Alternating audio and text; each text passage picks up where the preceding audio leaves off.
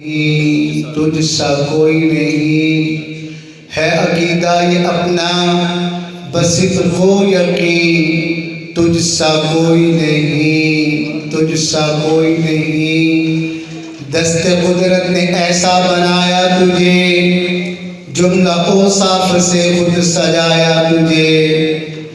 دست قدرت نے ایسا بنایا تجھے، جملہ اوصاف سے خود سجایا تجھے۔ اے ازل کے ہنسی، اے ابد کے ہنسی، تجھ سا کوئی نہیں، تجھ سا کوئی نہیں۔ بزم کونین پہلے سجائی گئی، پھر تیری ذات منظر پہ لائی گئی۔ سید الاولین سید الآخرین، تجھ سا کوئی نہیں، تجھ سا کوئی نہیں۔ تیرا سکہ رواں کل جہاں میں ہوا، اس زمین میں ہوا، آسمان میں ہوا۔ کیا عرب کیا عجم سب زیر لگی، تجھ سا کوئی نہیں، تجھ سا کوئی نہیں۔ اے رسول امین خاتم المرسلین، تجھ سا کوئی نہیں، تجھ سا کوئی نہیں۔ ہے عقیدہ یہ اپنا، بس کو یقین تجھ سا کوئی نہیں، تجھ سا کوئی نہیں۔ انتہائی واجب الاحترام معزز سامعین، ہم سب کی خوش قسمتی ہے کہ خالق کائنات نے محفل حمد و نعت میں ہم سب کو اکٹھا فرما دیا۔ حضرات، آپ لوگ خوش قسمت ہیں کہ حضرت مفتی محمد کفایت اللہ صاحب کے گاؤں کے ساتھ آپ کا تعلق ہے۔ آپ لوگوں کو اندازہ نہیں ہے کہ اللہ پاک نے آپ کو کتنا بڑا ہیرا عطا کیا ہے۔ جامعہ رشیدیہ ساہیوال وہ ادارہ ہے کہ جس کی خدمات 1 صدی سے بھی زیادہ، اور اس وقت اس جامعہ رشیدیہ کے سب سے بڑے مفتی آپ کی اس مسجد کے خطیب مفتی کفایت اللہ صاحب ہیں، کہ پورے ملک سے جن کو فون کر کے لوگ مسئلے پوچھتے ہیں، وہ ہر جمعے خود آ کر آپ کو جمعہ پڑھاتے ہیں۔ آپ کے ساتھ رشتہ داری کا، محلے داری کا، علاقے کا ایک تعلق اور نسبت ہے۔ خوش قسمت ہیں، مبارکباد کے مستحق ہیں کہ ایک اتنا بڑا آدمی اللہ پاک نے اس علاقے میں پیدا کیا، اور کتنی بڑی جگہ پر خدمات سر انجام دینے کے ساتھ ساتھ اس کا مضبوط تعلق آپ کے ساتھ ہے۔ جنازہ، فوتگی، نکاح، خوشی، غمی، وہاں سے آ کر پورا اترتے ہیں۔ میں سمجھتا ہوں حقیقت میں آپ لوگ خوش قسمت لوگ ہیں۔ آج انہیں کی دعوت پر آپ حضرات کے سامنے موجود ہوں، کچھ باتیں آپ کے سامنے رکھنا چاہتا ہوں چونکہ محفل حمد و نعت ہے۔ حضرات، ہم خوش قسمت ہیں سارے کے سارے کہ اللہ پاک نے ہم سب کو رحمت دو عالم، فخر موجودات، سرور قلب و سینہ، وجہ تخلیق کائنات، خاتم الانبیاء والمرسلین حضرت محمد مصطفیٰ، اخیر تک آواز آئے صلی اللہ علیہ وسلم کا امتی بنایا۔ حضرات، اللہ پاک نے ہمارے پیغمبر صلی اللہ علیہ وسلم کو اس کائنات میں تمام کے تمام کمالات، خواہ و ظاہری ہوں یا باطنی ہوں، عطا کر کے مبعوث فرمایا۔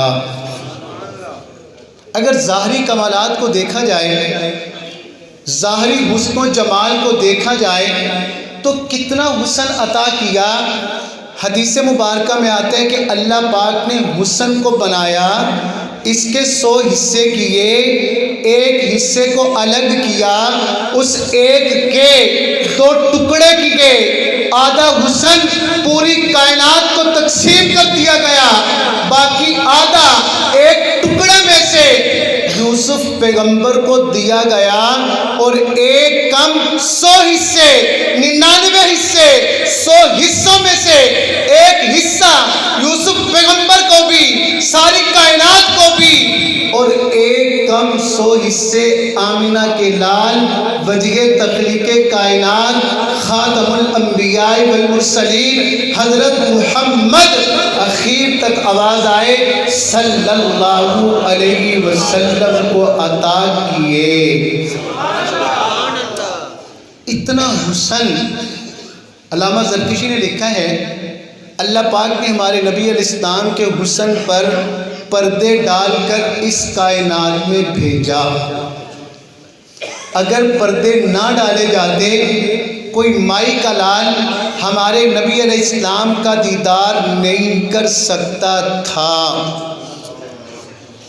پردوں کے باوجود بھی منظر کیا تھا؟ آپ اکثر سنتے ہیں کہ یوسف علیہ السلام بڑے حسین تھے، کوئی شک نہیں ہے۔ ہمارے پیغمبر علیہ السلام حسین ہیں۔ اگر آپ کی توجہ گئے تو یوسف علیہ السلام بھی حسین ہیں، ہمارے پیغمبر بھی حسین ہیں۔ ان دونوں پیغمبروں کے حسن میں فرق بتاؤں؟ اگر آپ کہیں کہ بتائیں تو بتاؤں گا، وگرنہ آگے چلوں گا۔ اگر آپ کی توجہ گئے کہ یوسف پیغمبر بھی حسین گئے، ہمارے پیغمبر بھی حسین گئے، ان دونوں میں فرق کیا؟ یہ تو پتہ چل گیا کہ ایک حصہ 100 حصوں میں سے 2 ٹکڑے کر کے آدھا یوسف پیغمبر کو، آدھا کائنات کو، 100 حصوں میں سے ایک کم 100 حصے ہمارے پیغمبر کو۔ لیکن مولانا صاحب یوسف پیغمبر کے حسن کے بڑے چرچے گئے، ہمارے پیغمبر کا حسن بھی بڑا گئے، فرق کیا گئے؟ علماء نے لکھا ہے فرق یہ گئے کہ یوسف پیغمبر بھی حسین گئے، ہمارے پیغمبر بھی حسین گئے۔ یوسف پیغمبر کا جو حسن گئے اس حسن کو صباحت کہا جاتا ہے، ہمارے پیغمبر کا جو حسن گئے اس حسن کو ملاحت کہا جاتا ہے۔ آپ کے مولانا صاحب گالتے پھر اوتھے او سبیہ، ہمارے پیغمبر ملی گئے، فرق کیا گئے؟ یوسف سبی گئے۔ سبی اس حسین کو کہتے ہیں کہ جس کا چہرہ ایسے چمکے جیسے سورج چمکتا ہے کہ اگر کوئی دیکھنا بھی چاہے تو نظر اچٹ جائے، ہٹ جائے، رک نہ سکے۔ یہ یوسف پیغمبر کا حسن گئے، ہمارے پیغمبر ملی گئے۔ ملی اس حسین کو کہتے گئے، ارے جس کا حسن اتنا جاذب نظر کو، پرکشش کو کہ نظر آئے تو اپنی مرضی سے پھر واپس نہ جا سکے۔ یوسف پیغمبر سبھی گئے، دیکھ کوئی نہیں سکتا، ہمارے پیغمبر ملی گئے، کوئی نظر ہٹا نہیں سکتا۔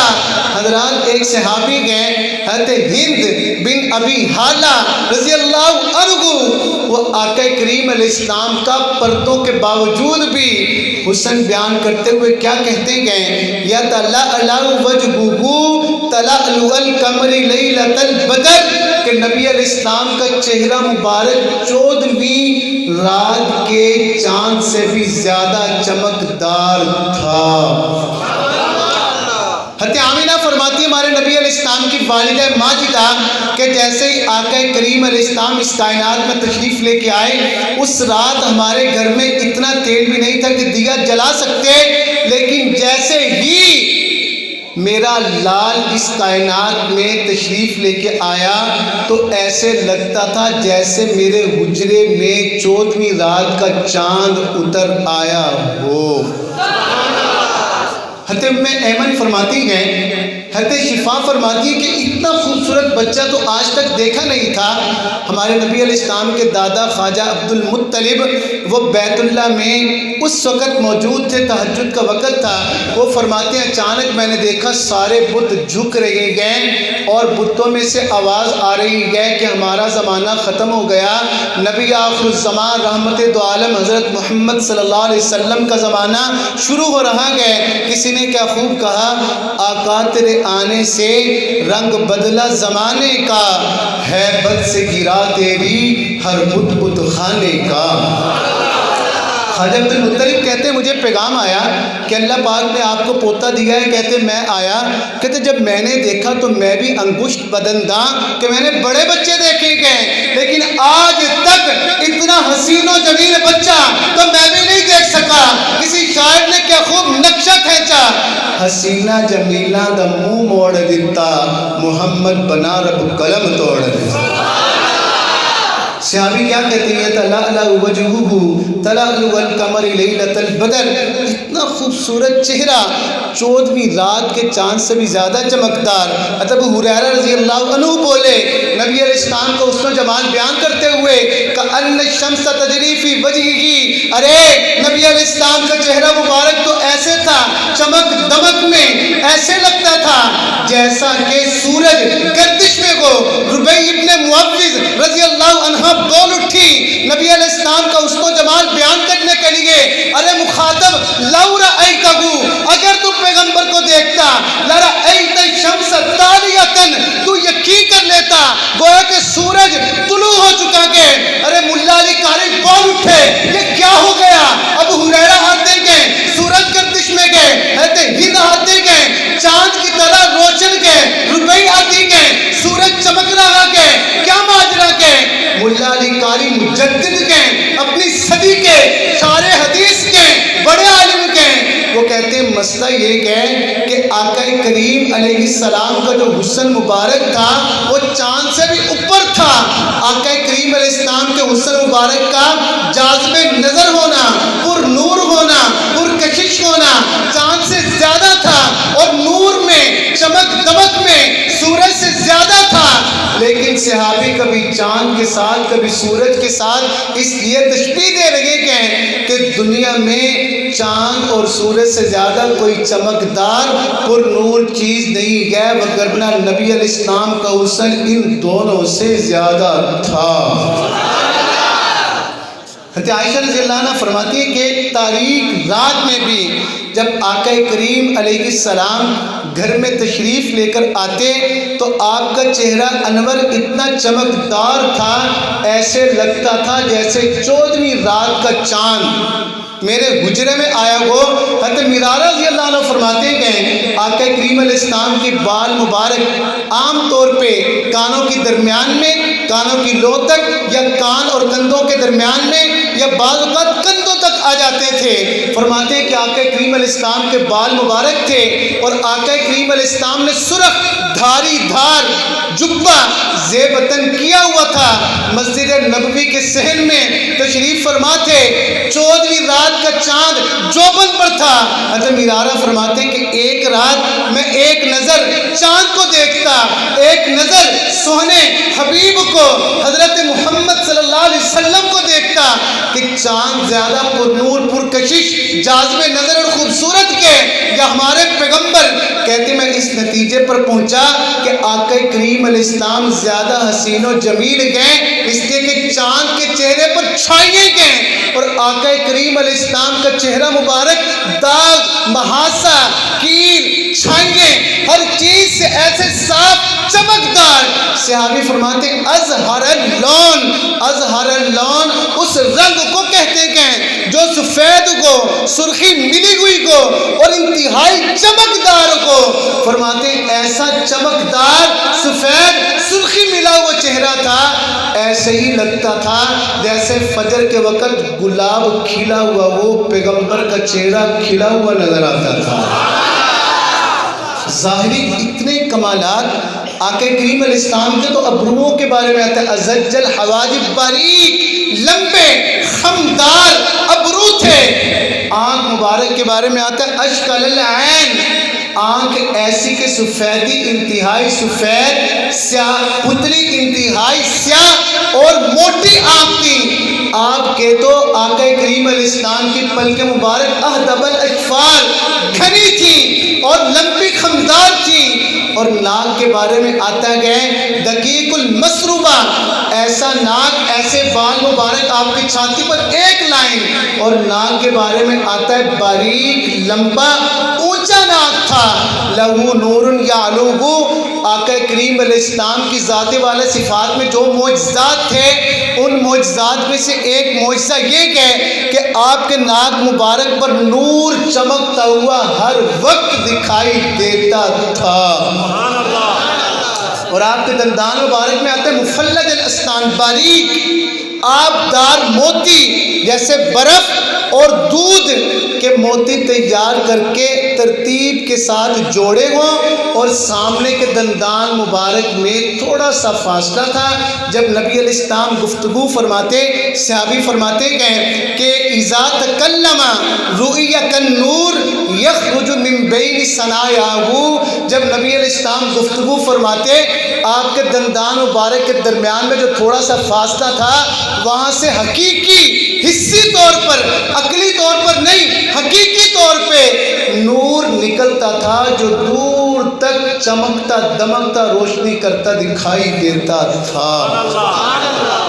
حضرت حیدر کرار سیدنا علی المرتضیٰ رضی اللہ عنہ، جن کے بارے میں نبی علیہ السلام نے فرمایا کہ انا مدینۃ العلم وعلی بابوہا، میں علم کا شہر ہوں، علی اس کا دروازہ ہے، جن کے بارے میں پیغمبر فرماتے ہیں انت اخی فی الدنیا والآخرہ، ارے علی تو دنیا میں میرا بھائی ہے، جنت میں بھی میرا بھائی ہے، فاتح خیبر ہے، اور خیبر کا واقعہ آپ جانتے ہیں، آقا کریم علیہ السلام نے شام کو فرما دیا تھا لأوتین الرایۃ غدا رجلا منکم، ارے کل کو جھنڈا ایسے مرد مجاہد کے ہاتھ میں دوں گا، اللہ اس سے محبت کرتا ہے، اللہ کا پیغمبر اس سے محبت کرتا ہے، اللہ اس کے ہاتھ پر فتح عطا کرے گا۔ صبح ہو گئی، سارے صحابہ قریب قریب آ گئے، عمر فاروق رضی اللہ عنہ فرماتے ہیں کبھی دل نہیں کیا میں امیر بنوں، لیکن آج دل کر رہا تھا، پیغمبر نے بڑی بشارتیں دے دی تھی، آپ نے طاہرانہ نظر دوڑا کر پوچھا این علی، علی کدھر گئے؟ کہا کہ حضور ان کی آنکھ میں درد ہے، آقا کریم علیہ السلام نے فرمایا کہ بلوایا جائے، حیدر کرار تشریف لائے، بھائی علی کیا ہوا؟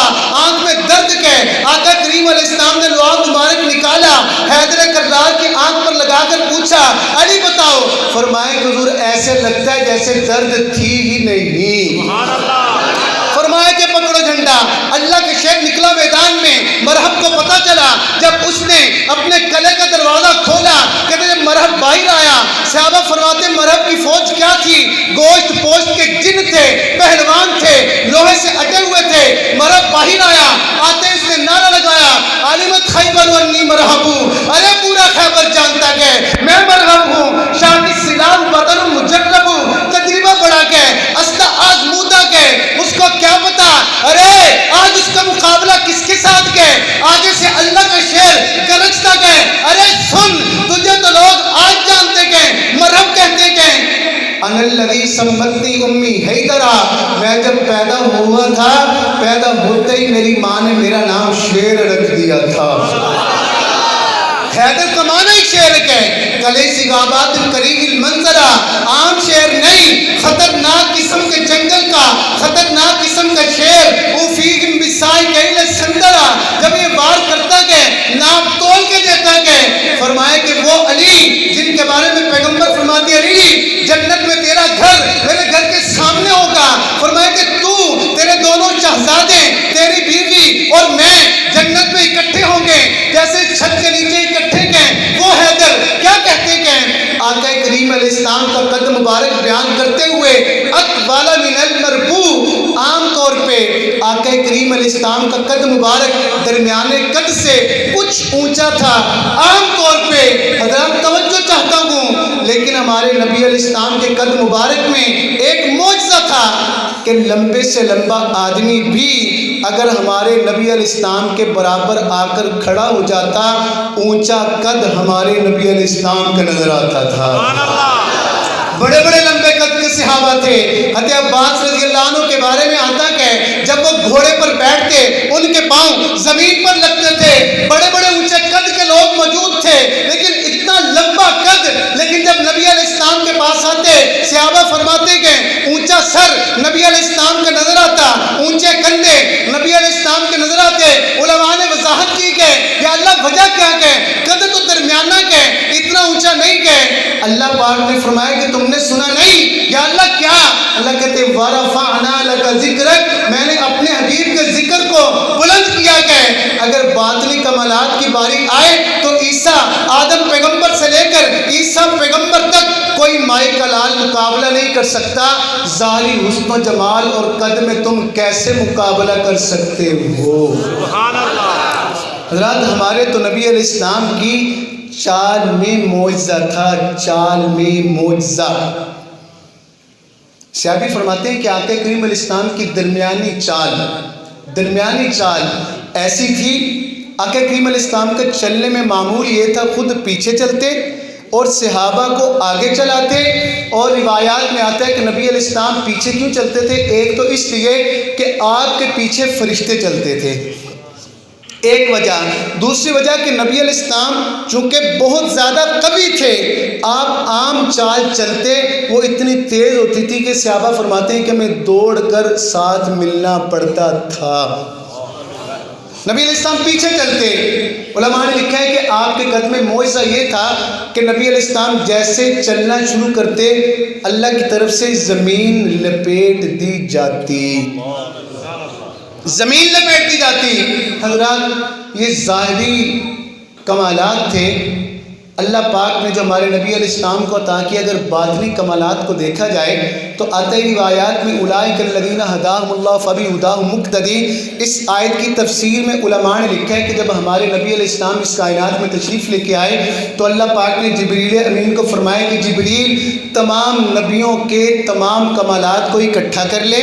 فرمایا کہ آدم کی انابت، شیس کی معرفت، سلیمان کی شوکت، نوح کی جرأت و تبلیغ، ابراہیم کا جوش توحید، یعقوب کی گریہ، یوسف کا حسن، ایوب کا صبر، داؤد کا لہن، یحییٰ کی عصمت، عیسیٰ کے معجزات، تمام نبیوں کے تمام کمالات کو اکٹھا کر لے۔ یا اللہ کر لیے، اب کیا کروں؟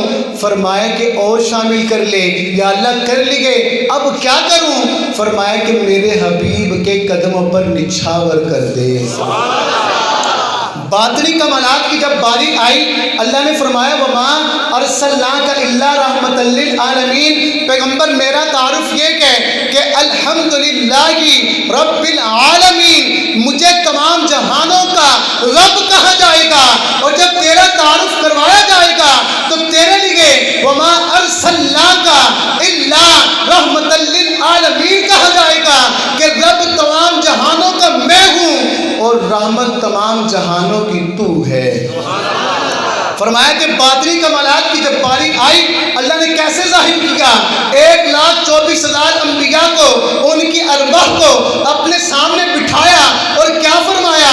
قرآن نے نقشہ کھینچا وَإِذْ أَخَذَ اللَّهُ مِيثَاقَ النَّبِيِّينَ لَمَا آتَيْتُكُم مِّن كِتَابٍ وَحِكْمَةٍ ثُمَّ جَاءَكُمْ رَسُولٌ مُصَدِّقٌ لِّمَا مَعَكُمْ۔ تمام انبیاء کے روح کو عطا کیا، حکم دے دیا اگر تمہاری موجودگی میں میرے حبیب تشریف لے کر آ جائیں، اپنی کتاب کو، اپنی نبوت کو ایک طرف رکھ کے میرے حبیب کے ہاتھ میں ہاتھ دینا ہے۔ حضرات علماء نے لکھا ہے جیسے ہمیں اپنے پیغمبر علیہ السلام کی نبوت پر ایمان لانا ضروری ہے، ایسے ہی تمام نبیوں کو بھی ہمارے نبی علیہ السلام کی نبوت پر ایمان لانا ضروری ہے۔ کتنے باطنی کمالات دی گئے۔ ایک صحابی نے پوچھا یا رسول اللہ صلی اللہ علیہ وسلم متی وجبت لک النبوہ، اللہ پاک نے آپ کو نبوت کب عطا کی؟ کیا فرمایا؟ کنت نبیا، صحابی میں تو اس وقت بھی نبی تھا، وآدم بین الماء والطین، ابھی تک آدم پیغمبر کا پتلا بھی پورا نہیں بنا تھا کہ اللہ پاک نے مجھ کو نبوت عطا کر دی تھی۔ کسی نے کیا خوب کہا، سب سے پہلے مشیت کے انوار سے نقش روح محمد بنایا گیا، پھر اسی نقش سے ماند کر روشنی بزم کون و مکان کو سجایا گیا۔ وہ محمد بن احمد بھی محمود بھی، اس نے مطلق کا شاہد بھی مشہود بھی، علم و حکمت میں وہ غیر محدود بھی، ظاہراً امیوں میں اٹھایا گیا۔ یا اللہ اگر آپ نے ہمارے نبی علیہ السلام کو نبوت سب سے پہلے عطا کر دی تھی، اس کائنات میں سب سے آخر میں کیوں بھیجا؟ حضرات علماء نے لکھا کہ اللہ نے فرمایا تم بھی تو ایسے کرتے ہو، پہلے مشورہ کرتے ہو، تیاری کرتے ہو، مہمان آتے گئے، آخر میں مہمان خصوصی آتے گئے۔ اللہ کہتے ہیں میرا حبیب اس کائنات کا مہمان خصوصی ہے، آدم پیغمبر سے لے کے عیسیٰ پیغمبر تک تمام तमाम पैगंबर तारुफ करवाते चले गए कि पैगंबर आखिर ज़मां भी तशरीफ़ लेकर आएंगे। और पीर सैयद नफीस अल हुसैनी रहमतुल्लाह अलैह ने कितना खूबसूरत इसका जवाब दिया। फरमाया कि बज़्म कौनैन पहले सजाई गई, फिर तेरी ज़ात मंजर पे लाई गई। कि अल्लाह ने आदम पैगंबर से लेके ईसा पैगंबर तक तमाम पैगंबरों से पहले तैयारी करवाई।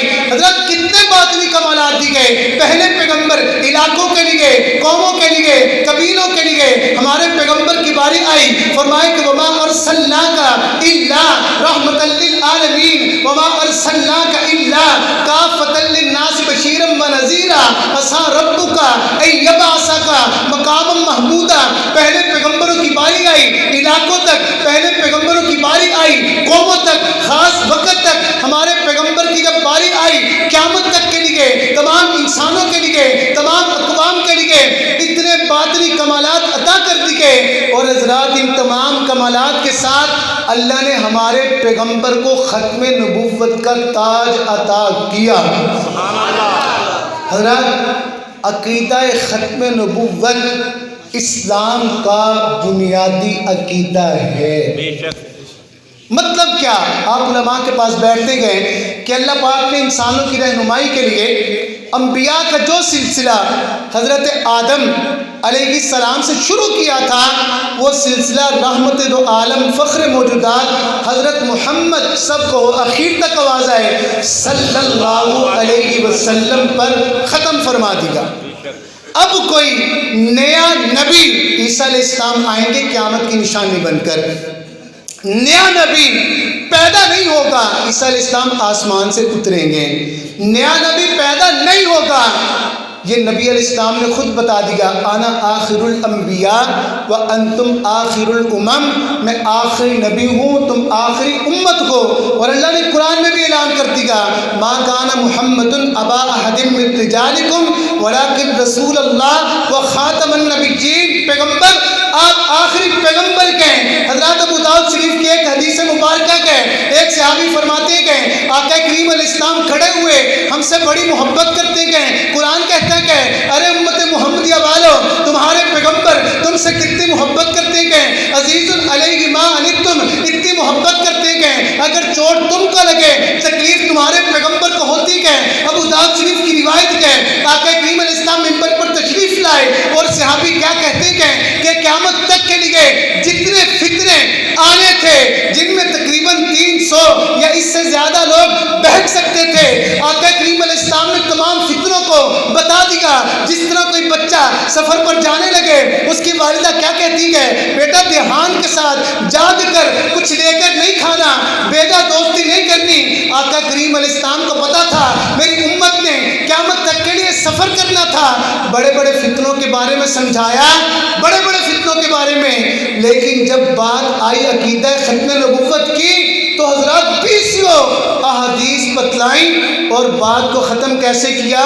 फरमाया कि मेरी उम्मत वालों सुन लो इन्नहु सयकून फी उम्मती, मेरी उम्मत में कज़्ज़ाबून सलासून 20-30 बड़े बड़े लोग आएंगे जो इस बात का दावा करेंगे कि हम अल्लाह के पैगंबर हैं।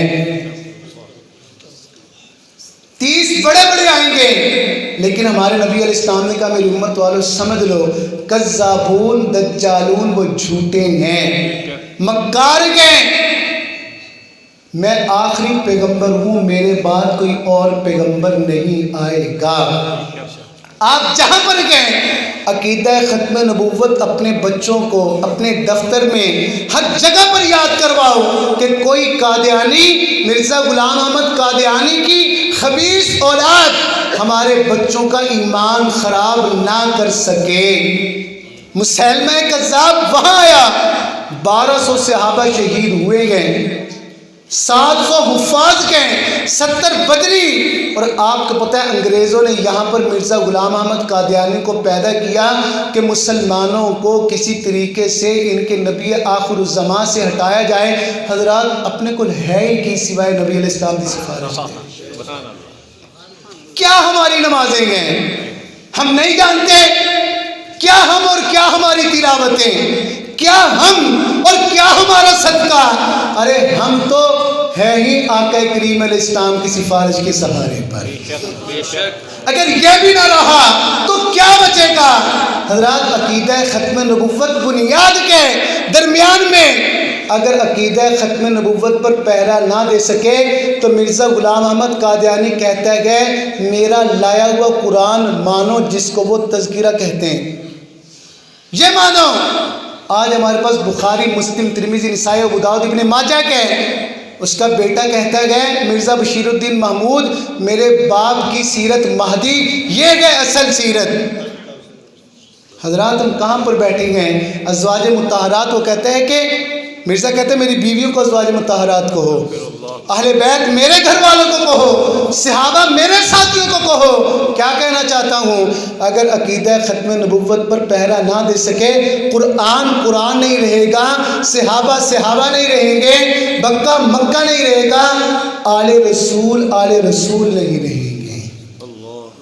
حضرات اتنے کمالات عطا کر کے ظاہری اور باطنی، پھر اللہ نے کہا لَقَدْ كَانَ لَكُمْ فِي رَسُولِ اللَّهِ أُسْوَةٌ حَسَنَةٌ، کہ اس پیغمبر کی اتباع کرنی ہے کہ میں نے حسن بھی ختم کر دیا۔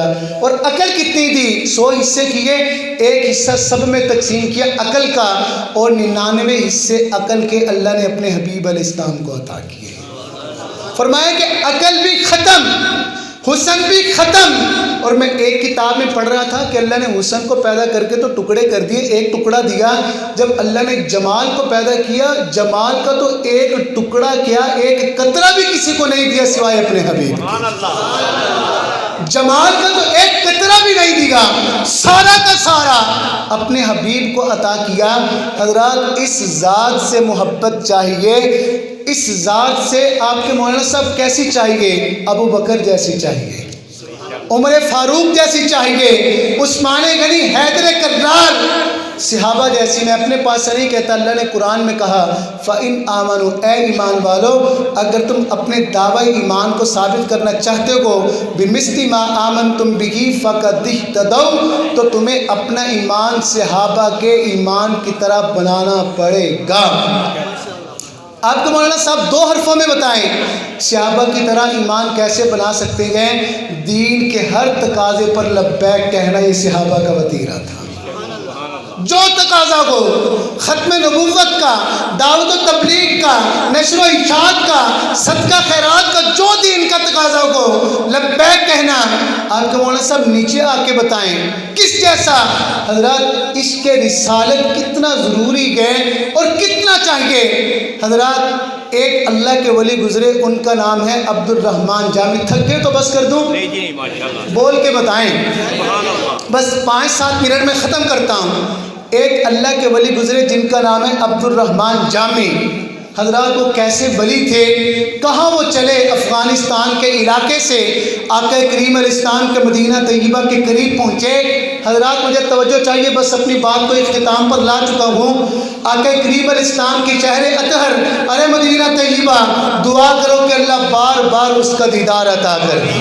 وہ کیسا شہر ہے کہ پیغمبر علیہ السلام فرماتے ہیں کہ اگر کوئی آدمی میرے روضہ اطہر پر آ گیا، فرمایا کہ ایک مرتبہ منظار قبری میرے روضہ اطہر کا دیدار کر لیتا کہ وجبت لہو شفاعتی، ارے میری سفارش اس پر واجب ہو جاتی کہ ارے کیسا شہر ہے کہ پیغمبر کیا فرماتے ہیں منظارنی بعد وفاتی، جس نے میرے پردہ فرمانے کے بعد میری قبر اطہر کا دیدار کیا، میرے روزے کو دیکھا، فَكَأَنَّمَا زَارَنِي فِي حَيَاتِي، وہ ایسے ہے جیسے میری زندگی میں میرا دیدار کر گیا۔ سبحان اللہ۔